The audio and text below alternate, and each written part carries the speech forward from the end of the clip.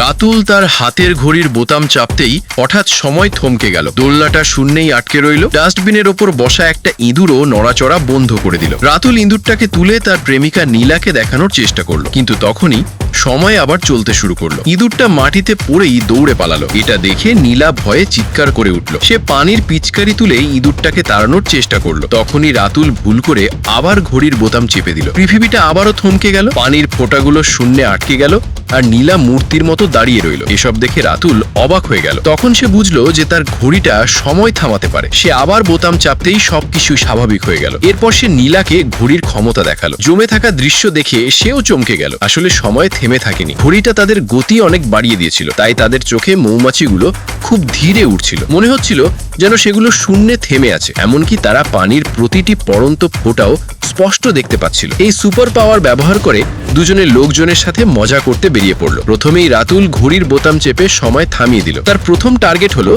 এক নারী traffic police. সে পুলিশের গাড়িতেই পার্কিং টিকিট আটকে দিল। এরপর সে দেয়াল রং করা এক ছেলের কাছে গেল। রাতুল চাকু বের করে তার রঙের কৌটায় ফুটো করে দিল। তারপর তারা এক সুদখোরের কাছে গিয়ে তার জানালায় লিপস্টিক মাখিয়ে দিল। এসব করার পর রাতুল আবার সময় চালু করে দিল। পুরো রাস্তায় হুলস্থুল পড়ে গেল। কেউ বুঝতেই পারলো না এসব কিভাবে হলো। এক ছেলের নাকের হিং সাইকেলের সাথে বাঁধা ছিল। নারী পুলিশটি অবাক হলো, কারণ একটা কুকুর তার গাড়িতে প্রস্রাব করছিল। ওদিকে রাতুল আর নীলা সাইকেলে চেপে সেখান থেকে সটকে পড়লো। কিন্তু ওই রাতেই রাতুল বাড়ি ফিরে বুঝলো কেউ তার ঘরে ঢুকেছে। সে একটা বেসবল ব্যাট তুলে ধীরে ধীরে ভেতরে ঢুকলো। তখনই হঠাৎ তার উপর হামলা হলো। সে প্রাণ বাঁচাতে দৌড়ে ঘরের বাইরে পালালো। তখনই একটা গাড়ির দরজা খুললো আর কেউ তার হাত ধরে ভেতরে টেনে নিল। লোকটা জানালো যে সন্ত্রাসীরা তার ঘড়ির রহস্য জেনে গেছে। তখনই রাতুল গাড়ি চালাতে শুরু করলো। হঠাৎ একটা ট্রাক দ্রুত তাদের দিকে ধেয়ে এলো। বাঁচতে গিয়ে তাকে গাড়িটা নদীতে নামিয়ে দিতে হলো। রাতুলের চোখ খুলতেই সে নিজেকে হাসপাতালে আবিষ্কার করলো। তখনই সে দেখলো সেই খুনিরা তাকে তাড়া করছে। রাতুল সাথে সাথে ঘড়ি চালু করে দিল। এরপর সে থেমে থাকা এক পুলিশের ছদ্মবেশ নিয়ে সেখান থেকে দ্রুত পালিয়ে গেল।